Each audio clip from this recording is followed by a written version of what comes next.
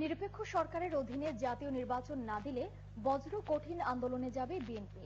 সকালে জাতীয় প্রেস ক্লাবে ইউথ ফোরামের অনুষ্ঠানে বিএনপি চেয়ারপারসনের উপদেষ্টা ডক্টর ওসমান ফারুক বলেন, দেশের গণতন্ত্র অব্যাহত রাখতেই স্থানীয় সরকারের নির্বাচনে অংশ নিচ্ছে বিএনপি। ইউনিয়ন পরিষদ নির্বাচনে বিশৃঙ্খলায় প্রমাণ করে নিরপেক্ষ সরকার ছাড়া জাতীয় নির্বাচন সুষ্ঠু করা সম্ভব নয়। বেগম জিয়াকে হয়রানি করতেই সরকার একের পর এক মিথ্যা মামলা দিচ্ছে মন্তব্য করে বিএনপির নেতা বলেন, দেশের গণতন্ত্র প্রতিষ্ঠিত করতেই আন্দোলন করে যাচ্ছে বিএনপি। যেখানে একটি নির্দলীয় নিরপেক্ষ নির্বাচন করা হোক এবং সেই নির্বাচনের ভিত্তিতে যেই ক্ষমতায় আসে সেই আসুক। দেশবাসী অত্যন্ত সুদৃঢ় ঐক্যের সাথে আগামী দিনের আন্দোলন করবে, যাতে আমরা এই সরকারকে বাধ্য করতে পারি, জনগণ যেন তাদেরকে বাধ্য করতে পারে একটি নির্দলীয় নিরপেক্ষ নির্বাচন দেওয়ার জন্য।